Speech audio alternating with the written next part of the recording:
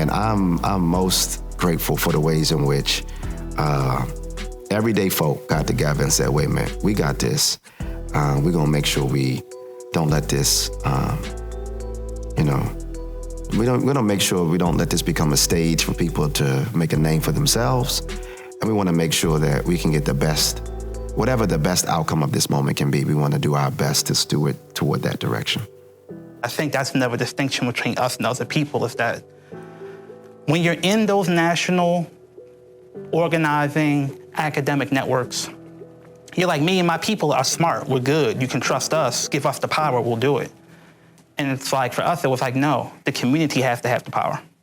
It was a time where you could really see how community was coming together. Like I said, the network is always informal or has always existed. It just wasn't a formal organization. We were familiar with the pepper spray.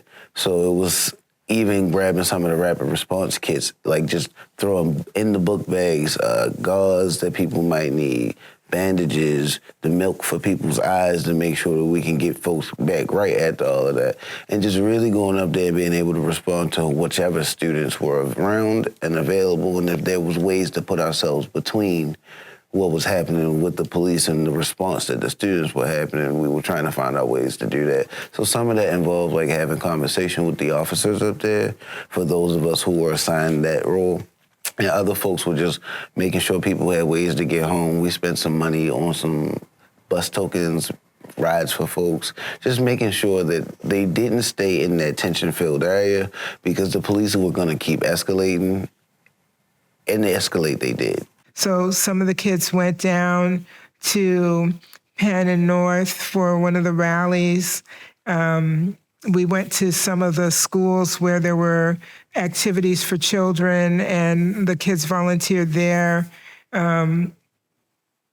We held a listening circle at our school. We would tell people to bring resources down there. Folks would drop off water, diapers, baby wipes, anything that they felt like community might need. There were things that we were doing, like putting together notes for folks so that they could travel to and from, because folks had to go to school. Folks had to go to work. And I mean night school for some of that, driving school, all the things that would have a person out past. I want to say the curfew was like 7 o'clock, which like, there are folks whose shift don't end until after that.